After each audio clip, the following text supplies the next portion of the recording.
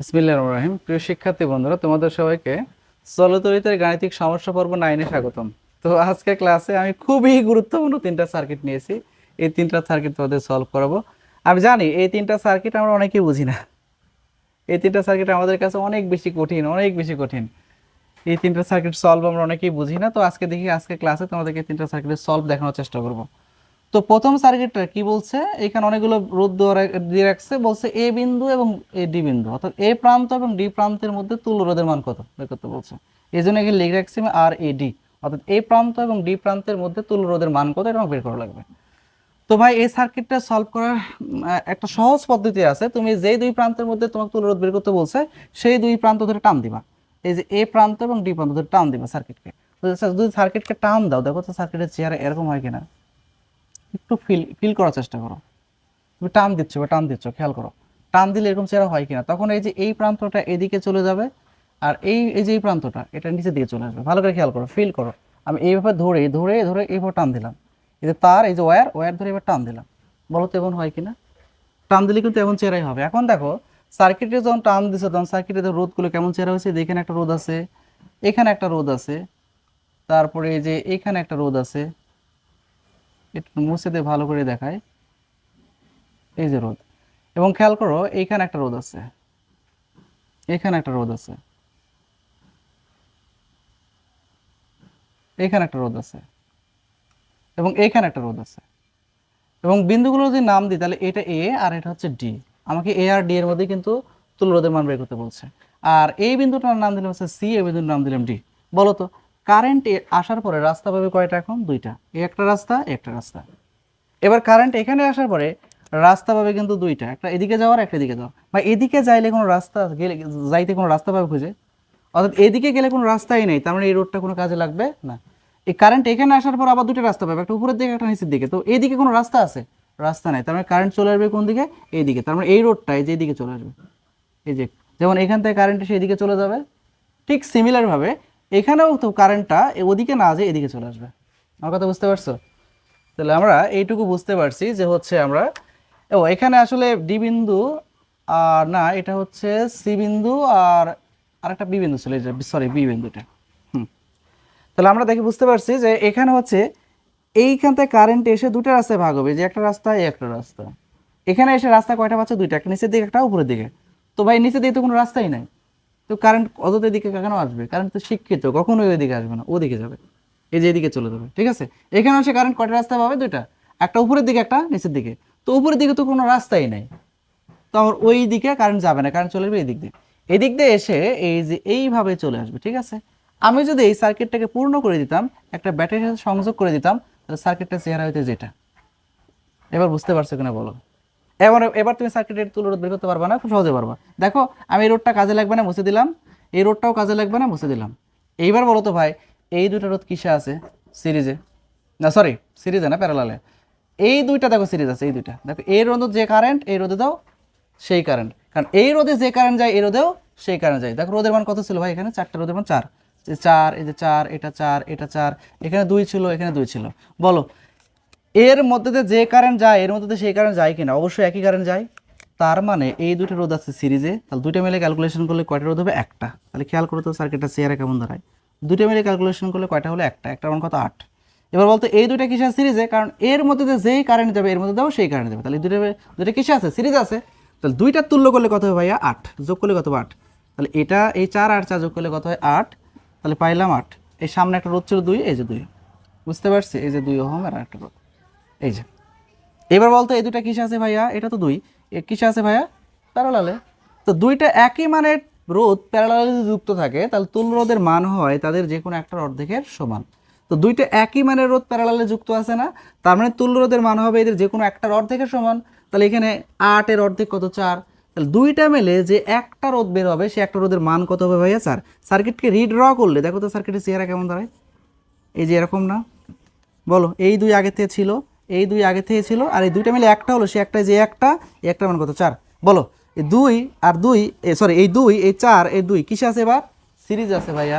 তো সিরিজ যদি থাকে তাহলে তুল্য রোধের মান কত হবে তিনটা মিলে? 8 ওহম। এই যে 8 ওহম হবে। বুঝতে পারছি আমরা? বলো উপরের সার্কিটটা তুলে রোধ বের করে বুঝতে গেলে সোজা সাপটা কথা, তুমি এই তারের এই যে এটা একটা ওয়্যারের প্রান্ত, এটা একটা ওয়্যারের প্রান্ত, মানে তারের দুই প্রান্ত, এই দুই প্রান্ত টান দিবে হবে, টান দিবা, টান দিলে দেখবা আমি এখানে সার্কিটটা দেখাইছিলাম কোন চেহারাটা হয়, এই যে এরকম চেহারা দেখাবা সার্কিটের হবে। যখনই টান দিবা তখন দেখবা সার্কিটের চেহারা এরকম হয়ে গেছে, এই যে এরকম হয়ে গেছে, বুঝতে পারছো? আর এরকম হলে বুঝবা এইদিকে কারেন্ট আসবে না, তার মানে এই রোধে কোনো কাজে লাগবে না, এই রোধ এইদিকে কারেন্ট যাবে না, তার মানে এই রোধে কোনো কাজে লাগবে না। বুঝতে পারছি? তাহলে আমরা এটা বুঝে গেছি। এবার চলো আমরা পরের সার্কিটে যে এই সার্কিটটার তুল্য রোধ কেমন বের করা যায় এটা একটু চেষ্টা করি।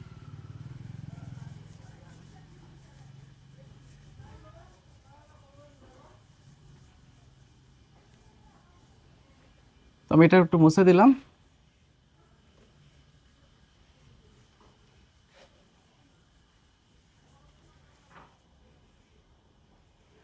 এখন যদি এই সার্কিটটা তোমাকে সলভ করতে বলা হয় এই তুল্য রোধের মান কত, তো এখানে রোধের মান আমি দিই নাই, রোধের মান ইচ্ছা মতো দিলাম, ধরো 2 দিলাম, প্রত্যেকটা রোধের মান আমি 2 দিলাম। তুমি দিও এখানে 2 3 4 5 যা থাকে তাকে দিবে, যা দিয়ে দিব রাত সেটা দিয়ে তুমি ক্যালকুলেশন করবে, ঠিক আছে? তো আমি এখানে প্রত্যেকটা রোধের মানে 2 ওহম দিয়ে দিলাম। এবার বলা হলো এই সার্কিটের তুল্য রোধের মান কত। তো ভাই এই ধরনের সার্কিটের তুল্য রোধ আমরা করতে গেলে তোমাকে বিন্দু ধরে সলভ করাটা সবচেয়ে সহজ, সবচেয়ে সহজ বিন্দু ধরে সলভ করা। তো আমি তো বুঝেছি ইলেকট্রিক্যাল পয়েন্ট আর জিওমেট্রিক্যাল পয়েন্ট কি। ইলেকট্রিক্যাল পয়েন্ট মানে কি, যদি রাস্তায় কোনো তড়িৎ উপকরণ চলে আসে তাহলে বিন্দু চেঞ্জ হয়ে যায়, আর তড়িৎ উপকরণ আসার আগ পর্যন্ত সেম বিন্দু থাকে। তার মানে ব্যাপারটা হচ্ছে এরকম, আমি আরেকবার যদি বিন্দুটা বোঝাই তাহলে এরকম একটা বিষয়। ধরো এই যে এই বিন্দুটার নাম দিলে হচ্ছে এ, সামনে আগাও কোনো তড়িৎ উপকরণ নাই, সামনে আগাও কোনো তড়িৎ উপকরণ নাই, কিন্তু এই যে এখানে যে একটা তড়িৎ উপকরণ পাইলাম, মনে করে এটা রোধ R1। ভাই এই রোধের আগ পর্যন্ত কিন্তু এই, কারণ এই রোধের আগ পর্যন্ত কোনো তড়িৎ উপকরণ ছিল না, কিন্তু এই রোধ চলে আসছে মানে কি তড়িৎ উপকরণ চলে আসছে। তা রোধ পার হওয়ার পরে বিন্দু কিন্তু আর এ থাকবে না, ওইটা অন্য কোনো বিন্দু হয়ে যাবে। ধরো বি দিলাম, সামনে আগাচ্ছ রোধ নাই, সামনে আগাচ্ছ রোধ নাই, এই যে এখানে একটা রোধ হঠাৎ করে চলে আসছে, এবার বলতো তড়িৎ উপকরণ চলে আসছে না, তার মানে এই রোধের এই R2 রোধের আগ পর্যন্ত হচ্ছে আমার বি। ভাই R2 রোধ পার হয়ে গেলে কি আর বি থাকবে না, বিন্দু চেঞ্জ হয়ে যাবে। ধরো এই বিন্দুটার নাম দিলাম হচ্ছে সি।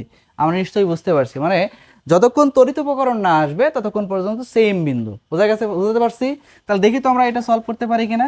এবার আসো, ধরো এই বিন্দুটার নাম দিলাম হচ্ছে সামনে আগাও, সামনে আগাও, সামনে আগাও, সামনে আগাও, এই যে তড়িৎ উপকরণ পেয়ে গেছো। বলো তো এই রোধের পরে আর এ থাকবে না, কখনো এ থাকবে না, তাহলে এ চেঞ্জ হয়ে অন্য কোনো বিন্দু হয়ে যাবে। ধরো সেই বিন্দুটার নাম দিলাম হচ্ছে বি। এবার একটু খেয়াল করো তো, সামনে আগাও, সামনে আগাও, সামনে আগাও, সামনে আগাও, কোনো তড়িৎ উপকরণ আছে নাই, দেখো এদিকে আগালেও তড়িৎ উপকরণ পাবা, এদিকে আগালেও তড়িৎ উপকরণ পাবা, তার মানে এইখান পর্যন্ত এই বিটা, ঠিক আছে? এবার বলতো এই রোধ পার হয়ে যদি যাও, এই রোধ পার হয়ে যদি যাও, তাহলে এবার রোধ পার হয়ে গেলে অন্য কোনো বিন্দু হবে। ধরো এই রোধ পার হওয়ার পর অন্য কোনো বিন্দু নাম দিলাম সি। এবার সামনের দিকে আগাও, সামনের দিকে আগাও, কোনো তড়িৎ উপকরণ নাই, সামনে আগাও, সামনে আগাও, দেখো এই পর্যন্ত কোনো তড়িৎ উপকরণ আছে নাই, এদিকে গেলেও তড়িৎ উপকরণ নাই, কিন্তু এইদিকে আসলে এইদিকে কি আছে, তড়িৎ উপকরণ আছে। তার মানে এই বিন্দুটার আমার এই যে এখানে যে সি বিন্দু ধরছিলাম এটাও সেই সি বিন্দুটাই, তার মানে এখানে যে সি ছিল সেই সিটা তো এটা নাকি, কি বুঝতে পারছি? কারণ তড়িৎ উপকরণ পাইলে কিন্তু বিন্দু চেঞ্জ হবে। দেখো তো এই যে সি এর এই রোধের আগ পর্যন্ত সি, কিন্তু রোধ পার হয়ে গেলে আর সি থাকবে না, ওটা হয়ে যাবে দেখো কি বি। বুঝতে পারছি? আচ্ছা এবার দেখো আমি এই সার্কিটটার আমি বিন্দু ধরে ফেলছি, তাহলে বিন্দু পাইছি কয়টা, 2 3টা, একটা এ, একটা বি আর একটা কি সি। তাহলে একটু লিখি তো, এই যে এ, এরপরে বি, এরপরে কি আছে সি, এই যে 3টা বিন্দু পেলাম। এবার একটু খেয়াল করি তো আমরা, এ আর বি এর মাঝখানে, এ আর বি এর মাঝখানে কয় ওহমের রোধ আছে, 2 ওহমের রোধ আছে। তাহলে ভাইয়া এ আর বি এর মাঝখানে যে 2 ওহমের একটা রোধ নিলাম, ঠিক আছে? এই রোধটা কার মাঝখানে আছে, এ আর বি এর মাঝখানে। এই রোধটা কার মাঝখানে আছে বলো তো ভাই, বি আর সি এর মাঝখানে। এই যে বি আর সি এর মাঝখানে এই রোধটা আছে, কত ওহমের, 2 ওহমের। এই রোধটা কার মাঝখানে আছে, বি আর সি এর মাঝখানে। খেয়াল করবা এই যে বি আর সি এর মাঝখানে এই রোধটা আছে, এই যে বি আর সি এর মাঝখানে এই রোধটা, ভালো করে বোঝার চেষ্টা করবা। এই যে 2 ওহম, এবং এই রোধটা কার কাছে আছে দেখো তো, বি আর সি এর মাঝখানে, এই যে বি আর সি এর মাঝখানে। খেয়াল করে দেখো তো, আমি যদি একটু একটু এই বিটাকে নিচে নামাইয়ে লিখি, আর এখানে যে সিটা ছিল সেই সিটা আমি এখানে যদি দিয়ে দিই, বলো তো এবার, এবং এই সার্কিটটাকে, এই ওয়্যারটাকে যদি একটা ব্যাটারির সাথে সংযোগ করে দিই, তাহলে বলো তো এই সার্কিটটা চেয়ার এমন দাঁড়াবে না? বলো। আমি আবার বলছি, এই যে এ আর বি, এই যে এ, এই যে এ আর এই যে বি, এ আর বি এর মাঝখানে 2 ওহম ছিল, দেখো এ আর বি এর মাঝখানে 2 ওহম আছে। তারপর দেখো তো বি আর সি এর মাঝখানে, দেখো তো বি আর সি, এই যে বি আর সি, বি আর সি এর মাঝখানে যে 2 ওহম, এই যে বি আর সি এর মাঝখানে এই 2 ওহম, এই যে বি আর সি এর মাঝখানে এই 2 ওহম। তাহলে বি আর সি এর মাঝখানে কয়টা 2 ওহমের রোধ আছে, 3টা, এবং সেই 3টা কিসে থাকবে, প্যারালালে। প্যারালালে থাকলে তবেই তো বি আর সি এর মাঝখানে থাকবে। দেখো তো এটা এই 3টা রোধেরই আদি বিন্দু না, এই যে এই 2 ওহম, এই 2 ওহম, এই 2 ওহম, এই 3টা রোধের আদি বিন্দু এটা না। আবার এই তিনটা রোধের প্রান্তবিন্দু এটা না। এখন অনেকে ভাবতেছো যদি সিরিজে নিতাম এই তিনটা, ধরো এইভাবে নিতাম, এভাবে নিতাম, ভাই এটা যদি বি হয়, এটা যদি সি হয়, তাহলে এটা কি আবার বি হয়? এটা কি আবার সি হয় না? তাহলে অন্য কোনো বিন্দু চলে আসবে, তাহলে সিরিজে কখনো নিতে পারবো না। তার মানে কি, যেহেতু এই বি আর সি প্রান্তের মধ্যে, বি আর সি বিন্দুর মধ্যে, এই দুইটা বিন্দুর মধ্যে দুই তিনটা একেবারে রোধ আছে, তাহলে ওই তিনটা রোধ কিসে আছে ভাইয়া? প্যারালালে আছে। তাহলে এবার বলো এই তিনটা কিসে আছে? প্যারালালে আছে। তাহলে এই তিনটা রোধ প্যারালালে থাকলে তিনটা তুল্য ক্যালকুলেশন করা যাবে না? যাবে। তাহলে তুল্য ক্যালকুলেশন করবা কিভাবে? 1/rp সমান সমান 1/2 প্লাস হচ্ছে 1/2 প্লাস হচ্ছে 1/2, এটা ক্যালকুলেটে দিবা, ক্যালকুলেটে দিলে আরপির মান পেয়ে যাবো। ঠিক আছে, এই আরপির মান পাবা। তো আরপির মান কত আসবে এখানে? 2 ইনভার্স 2 ইনভার্স 2 ইনভার্স তারপর হোল ইনভার্স, তাই তো? এই যে 2 inverse plus 2 inverse plus 2 inverse, এরপর হচ্ছে হোল ইনভার্স। ক্যালকুলেটে দিলে আসবে 0.666 এত ওহম আসবে। ঠিক আছে, এটা গেল। আবার হচ্ছে এই তিনটা মিলে রোধের মান পেলাম 0.66 ওহম। তার সাথে এটা কি আছে ভাইয়া? সিরিজ। তাহলে বলো তো আর এস এর মান কি? আর এস এর মান 2 প্লাস 0.66, তাহলে যোগ করলে কত? 2.66 ওহম। তাহলে এই সার্কিটের তুল্য রোধের মান কত পাইলাম? 2.66 ওহম। বলো তো বোঝা গেছে কিনা? আবার বলছি, এই ধরনের সার্কিটের ক্ষেত্রে তুমি কি করবা? বিন্দু ধরে সলভ করবে। বিন্দু ধরে সলভ করলে খুব সহজে সলভ করতে পারবা। আর বিন্দু না ধরলে কিন্তু একটু ঝামেলায় পড়ে যাবে। ঠিক আছে, অবশ্যই অবশ্যই বিন্দু ধরে সলভ করবা। ঠিক আছে, তো আমরা নিশ্চয়ই এই সার্কিটটা বুঝতে পারছি। এই যে আমাদের আরও একটা খুবই গুরুত্বপূর্ণ একটা সার্কিট আমাদের রয়ে গেছে, এই সার্কিটটা আমাদের ফিল করার চেষ্টা করতে হবে। এই সার্কিটটা যদি কারো বেসিক ন্যূনতম দুর্বল হয়, এই সার্কিটটা কোনো রকমভাবে তুমি সলভ করতে পারবে না। তোমার বেসিকটা তোমার খুব ভালো হইতে হবে, খুব স্বচ্ছ হইতে হবে। তো দেখি তো, চলো তো আমরা বেসিকটা ক্লিয়ার করে এই সার্কিটটা সলভ করতে পারি কিনা। চলো আমরা সেই চেষ্টা করি। এটা একটু মুছে দিলাম আমি।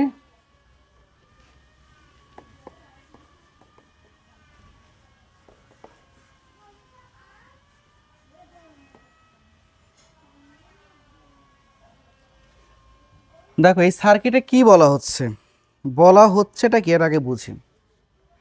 একটা সার্কিট দিয়ে রাখছে, মোটামুটি 1 2 3 4 5টা রোধ দিয়ে রাখছে। বলছে সার্কিটের মূল প্রবাহটা কত। তাহলে শুরুতে মূল প্রবাহ বের করতে হবে। তাহলে 1 নম্বর ম্যাথে কি সলভ করতে বের করতে হবে? মূল প্রবাহ। তো মূল প্রবাহ বের করতে গেলে কি জানি লাগে? তুল্যরোধ লাগে। এই সার্কিটের টোটাল তুল্যরোধের মান কত, যেটা সার্কিটের টোটাল তুল্যরোধ, সেটা আমাকে লাগবে মূল প্রবাহ আই বের করতে গেলে। এখন ভাই আমি বলেছিলাম যদি কোনো রোধের মধ্যে কারেন্ট না যায়, তাহলে সেই রোধটা তুল্যরোধ বের করার সময় কোনো কাজে লাগবে না। দেখো তো কারেন্ট এই যে পজিটিভ প্রান্ততে বের হলো, বের হওয়ার পরে যে সামনে যাচ্ছে, এসে দেখো রাস্তা কয়টা? দুইটা, এদিকে একটা রাস্তা, এদিকে একটা রাস্তা। বলো তো এই দিকের রাস্তায় গেলে সে কোনো গন্তব্যস্থানে তার গন্তব্যস্থানে পৌঁছাইতে পারবে? অর্থাৎ এদিকে গেলে রাস্তা কি আর আছে? রাস্তা দেখো শেষ হয়ে গেছে। তার মানে এই রোডটা আর কোনো কাজে লাগবে না তুল্য রোধ বের করার জন্য। দেখো পুরা কারেন্ট চলে আসবে এই রোদের মধ্যে দিয়ে, এই যে এই রোদের মধ্যে, এই রোদের মধ্যে চলে আসবে। ঠিক আছে, এখানে এই কারেন্টের মান বের করার সময় তোমার এই ভূসংযোগ তার, এই যে ডি দেখতেছো না, এই ডি বিন্দুতে দেখো একটা ভূসংযোগ তার আছে। এই সাইনটা হচ্ছে ভূসংযোগ তারের সাইন। এই যে এই সাইনটা কি বলে? এই সাইনটাকে বলে ভূসংযোগ তার, অর্থাৎ ভূমির সাথে সংযোগ করা আছে, যেটাকে আর্থিন বলে বাংলায়। আমরা যেটা গ্রামের দিকে বা আমরা সাধারণত মানুষজন বাসা বাড়িতে যে ইলেকট্রিসিটি যে ব্যবহার করি, তখন আমরা দেখবো বাসা বাড়িতে কারেন্ট দেওয়ার সময় এক ধরনের তার মানে মাটির সাথে সংযোগ করে দেওয়া হয়। ওই তারটাকে বলে আর্থিন তার। আর্থিন তারটা কেন ব্যবহার করা হয়? কারণ হচ্ছে ওই তারটার মধ্যে অতিরিক্ত কারেন্ট যদি পাস হয় বা ফ্লো হয়, তাহলে ওই অতিরিক্ত কারেন্টটা ওই তারের ভিতর দিয়ে মাটিতে চলে যেতে পারে। এই জন্য এই আর্থিন তারটা ব্যবহার করা হয়। তো ভাইয়া এখানে তোমার এটা কি বলছে? আর্থিনের আরও একটা ভালো, মানে এটাকে যদি মানে আর্থিন না বলে আমরা কি বলতে পারি? ভূসংযোগ তারও বলতে পারি। তাহলে এই যে ভূসংযোগ তার, এই ভূসংযোগ তার এখন আছে, এটা তোমার মাথায় নেওয়ার দরকার নাই। তুমি কি করবা? এই সার্কিটের সরাসরি তুল্যরোধ বের করবা। তো তুল্যরোধ কেমন বের করা যায় দেখো তো। এই রোধটা নাই মানে কি, এই তিনটা রোধ কিসে আছে বা সিরিজ আছে। তাহলে ভাইয়া আর এস এর মান কি হবে? আর এস সমান সমান হচ্ছে 2, আর ওয়ান এর মান হচ্ছে 2 প্লাস হচ্ছে আর টুর মান হচ্ছে 4 প্লাস হচ্ছে আর থ্রির মান হচ্ছে 6, যোগ করলে কত হবে? 12 ওহম। তাহলে এই সার্কিটের তুল্যরোধের মান কত পাইলাম? 12 ওহম পাইলাম। এবার বলতো এই সার্কিটের আয়ের মান বের করা যাবে না? এত সহজে বের করা যাবে রে পাগলা। তাহলে আই সমান সমান কি হবে দেখো, আই সমান সমান হচ্ছে ভি ওয়াই আর এস। এবার বলতো ভি এর মান কত? 12। আর এস এর মান কত? ভি আর এস এর মানও 12। তাহলে ক্যালকুলেশন করলে কত হয়? 1 অ্যাম্পিয়ার। তার মানে এই সার্কিটের কারেন্ট হচ্ছে 1 অ্যাম্পিয়ার। দেখো কত সহজে 1 নম্বর ম্যাথটা সলভ হয়ে গেছে। তো চলো 2 নম্বর ম্যাথটা আমরা সলভ করি। দেখো 2 নম্বর ম্যাথে কি বলা আছে? ই বিন্দু এবং সি বিন্দুর বিভব। তো যদি কোনো বিন্দুর বিভব বের করতে বলে, এই ধরনের ম্যাথ সলভ করতে গেলে তুমি একটা কথা মাথায় রাখবা, যে কোথায় ভূসংযোগ তার আছে। যে বিন্দুতে ভূসংযোগ তার থাকবে সেই বিন্দুর বিভব 0 হবে। তাহলে দেখো এই সার্কিটের এই ডি বিন্দুতে ভূসংযোগ তার আছে। ভাই এটা হচ্ছে ভূসংযোগ তারের সাইন, এই যে এটা হচ্ছে ভূসংযোগ তারের সাইন, এটা হচ্ছে ভূসংযোগ তারের সাইন। বুঝতে পারছি? এই ভূসংযোগ তারের কাজ কি, অতিরিক্ত কারেন্টকে সে মাটিতে প্রবাহিত করে ফেলতে পারে, অর্থাৎ মাটির মধ্যে দিতে পারে, মাটিতে পাস করে দিতে পারে। আমরা জানি পৃথিবী মানে মাটি হচ্ছে, ভূপৃষ্ঠ হচ্ছে অসীম ভাণ্ডার, অসীম আধানের ভাণ্ডার। এখানে অসীম সংখ্যক ধনাত্মক আধান আছে, অসীম সংখ্যক ঋণাত্মক আধান আছে। আমি যদি ইলেকট্রনকে মাটিতে পাঠাই, মানে বিদ্যুৎকে যদি মাটিতে পাঠাই, বিদ্যুৎকে মাটিতে পাঠানো মানে কি, মাটির মধ্যে প্রবেশ করানো মানে ইলেকট্রনকে মাটির মধ্যে প্রবেশ করানো। আর ইলেকট্রনকে প্রবেশ করানো মানে কোন চার্জকে জানি প্রবেশ করানো, নেগেটিভ চার্জকে। ভাই নেগেটিভ চার্জ যদি মাটির মধ্যে প্রবেশ করে, তাহলে আমরা এইটুকু বলতে পারি যে ভূপৃষ্ঠ থেকে মাটির মধ্যে পজিটিভ চার্জ আসবে, যতগুলো নেগেটিভ চার্জ দেবে ততগুলো পজিটিভ চার্জ আসবে, এসে ওই নেগেটিভকে নিউট্রাল করে দিবে। ঠিক আছে, এই কাজেই হচ্ছে এই ভূসংযোগ তারটা ব্যবহার করা হয়, যেটাকে আমরা আর্থিন তার হিসেবে চিনি। ঠিক আছে, তো দেখো এখানে কোন বিন্দুতে ভূসংযোগ তার আছে, ডি বিন্দুতে। তো সোজা কথা সেই ডি বিন্দুর বিভবটা 0 হবে। ঠিক আছে, ভাবা চিন্তার দরকার নেই, ডি বিন্দুর বিভব হবে 0। এরপরে তুমি ডি বিন্দুর থেকে সামনের দিকে আগাবা, ডি বিন্দু থেকে ব্যাটারি পজিটিভ প্রান্তের দিকে আগাবা। ব্যাটারি নেগেটিভ প্রান্তের দিকে আগালে কিন্তু ভোল্টেজের মান 0 আসবে। ঠিক আছে, আমরা কোন দিকে আগাবো, ব্যাটারির ডি বিন্দু থেকে পজিটিভ প্রান্ত। পজিটিভ প্রান্ত কোন দিকে, এদিক থেকে সামনে আগালে এই যে এইদিকে পজিটিভ। ঠিক আছে, তাহলে এই ডি বিন্দুর বিভব পাইলাম। এবার সি বিন্দুর বিভব বের করতে গেলে এই সি এবং ডি এর মধ্যে বিভব পার্থক্য বের করতে হবে। তাহলে বিভব পার্থক্য সূত্র কি, VCD সমান সমান IR3। কোন রোধের দুই প্রান্তের বিভব পার্থক্য চাচ্ছি, R3 রোধের, তাই এখানে R3 নিতে হবে। তাহলে এখানে বলো তো I এর মানটা কত, I এর মান হচ্ছে 1। আচ্ছা, মূল কারেন্ট, এই যে গ নাম্বারে বের করছিলাম মূল কারেন্ট, কারণ আমরা জানি এই রোধের মধ্যে যে কারেন্ট যাবে, এই রোধের মধ্যে সেই কারেন্ট যাবে, এই রোধের মধ্যে দাও সেই কারেন্টে যাবে, মূল কারেন্ট যাবে। তাহলে মূল কারেন্ট এখানে ব্যবহার করবো। আর R3 মান হচ্ছে 6, তাহলে এখানে কত আসবে, 6 ভোল্ট। তার মানে এই দুই প্রান্তের বিভব পার্থক্য হচ্ছে 6 ভোল্ট। তাহলে বলো তো ভাই, আমরা এই সূত্রটা জানি কিনা, VCD সমান হচ্ছে VC মাইনাস হচ্ছে BD। কেন এই সূত্রটা লিখলাম, দেখো তো কারেন্ট সি বিন্দু থেকে ডি বিন্দু থেকে আসছে না, আমরা জানি তো কারেন্ট হচ্ছে উচ্চ বিভব থেকে নিম্ন বিভবের দিকে আসে। তার মানে যেহেতু কারেন্ট সি থেকে ডি এর দিকে আসে, তাহলে সি বিন্দুর বিভব বেশি আর ডি বিন্দুর বিভব হচ্ছে কম। তাহলে আমি লিখতেই পারি VCD সমান হচ্ছে VC মাইনাস BD।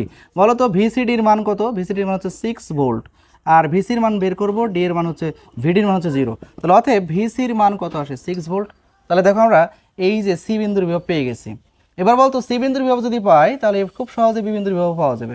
এখন একটা কাজ করবা, এই যে BC এই দুই প্রান্তের বিভব পার্থক্য বের করবা। তাহলে আমরা সবাই জানি তো VBC সমান সমান হচ্ছে IR2। I এর মান হচ্ছে 1, কারণ এর মধ্যে মূল কারেন্ট যাবে, আর R2 এর মান হচ্ছে 4। তাহলে কত আসে, 4 ভোল্ট।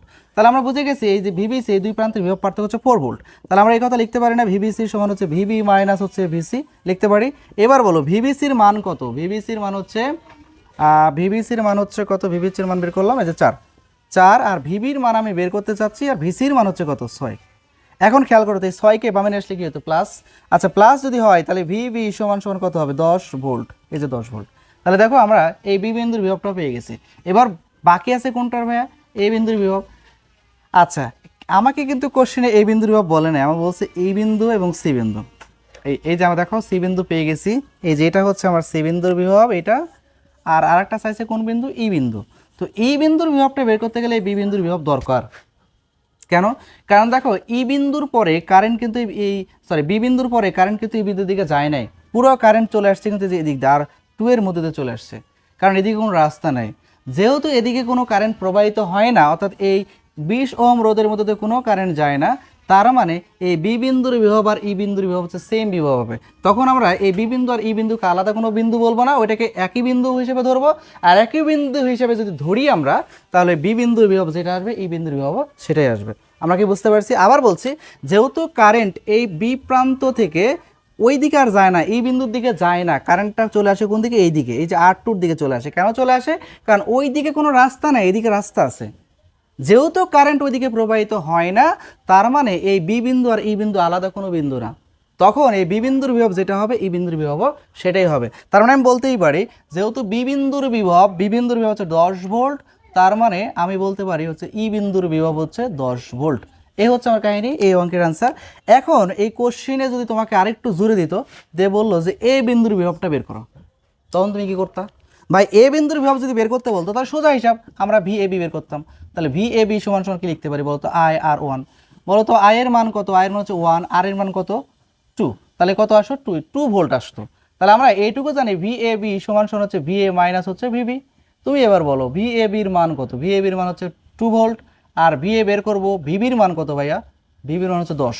তাহলে ক্যালকুলেটারে দিলা, একটু পারাপার করো, ক্যালকুলেটার লাগবে না, পারাপার করো, দেখো 10 আর 2, এই -10 এই পাশে আসে কি +10, তাহলে 2 এর সাথে 10 যোগ করলে কত হবে, 12, এই যে 12 ভোল্ট। দেখো তো ভাই, এই এ বিন্দু কোনটা জানি, যেটা না, এই যে মিরাক্কেল, খেয়াল করে দেখো, এটা ব্যাটারি কোন প্রান্ত, পজিটিভ প্রান্ত। দেখো এই পজিটিভ প্রান্তের বিভব আবার কত ভোল্ট আসছে, 12 ভোল্ট। এখানে বিভবটা কত আছে, 12 ভোল্ট আছে। আমরা জানি এখানে যে বিভবটা দেওয়া থাকে সেই বিভবটা কিন্তু পজিটিভ প্রান্তের বিভবই দেওয়া থাকে। এই যে আমরা বলি না ব্যাটারির দুইটা প্রান্তের বিভব পার্থক্য এটা, হ্যাঁ বিভব পার্থক্য এটা, তখন এই প্রান্তের বিভবটা থাকে ভাই 0, এই প্রান্তের বিভব হচ্ছে 0, এই প্রান্তের বিভব হচ্ছে 12, বিভব পার্থক্য কত হবে, 12 - 0, তাহলে কত হবে, 12 - 0, তাহলে কত হবে, 12ই তো হবে। তার মানে এই প্রান্তে যে এই যে এটা আছে না, এই বিন্দুর বিভবটা হবে ব্যাটারির যে ভোল্টেজটা দেওয়া থাকবে সেটা, ব্যাটারির যে ভোল্টেজটা দেওয়া থাকবে ওটাই হবে এই প্রান্তের বিভব। বুঝতে পারছি? এই পজিটিভ প্রান্তের বিভবটা হবে ব্যাটারির এই ভোল্টেজ যেটা দেওয়া থাকবে সে তার সমান। আশা করি বুঝতে পারছো। তো এই ধরনের যে সার্কিটগুলো তোমার সামনে পাবা, আমি যে কনসেপ্টটা তোমাকে আমি দিলাম, তুমি ঠিক এই অনুযায়ী সলভ করো, সবগুলো সার্কিট সলভ করতে পারবা। মনে রাখবা ভূসংযোগ তার থেকে সবসময় ব্যাটারির পজিটিভ প্রান্তের দিকে যাবা, তাহলে বিভবের মান কি আসবে, পজিটিভ। আর যদি ভূসংযোগ তারের যে বিন্দুতে থাকবে সেই বিন্দু থেকে ব্যাটারির নেগেটিভ প্রান্তের দিকে যাও, তাহলে বিভবের মান কিন্তু মাইনাস আসবে ভাই, এটা মনে রেখো, ঠিক আছে? তো আমরা আশা করি তোমরা এই সার্কিটটা বুঝতে পারছো। এই ধরনের সার্কিট তোমাকে আর দিয়ে আটকাইতে পারো না, বিশ্বাস করি। তো বেশি বেশি প্র্যাকটিস করবা, যত বেশি প্র্যাকটিস করবা তত কিন্তু তুমি এই সার্কিটগুলো ভালো সলভ করতে পারবে, তত এক্সপার্ট হবা। আর এক্সপার্ট হওয়ার কোনো বিকল্প নাই, কিন্তু তুমি সামান্য দুই একটা সার্কিট সলভ করে কিন্তু কিচ্ছুই করতে পারবে না। তো ঠিক আছে, ভালো থাকো সবাই। আমার সামনে আরও এরকম ভিডিও তো পেতে আমার পেজটা তোমরা ফলো দিয়ে আমার সাথেই থাকবা, ঠিক আছে? ভালো থাকো সবাই, আল্লাহ হাফেজ।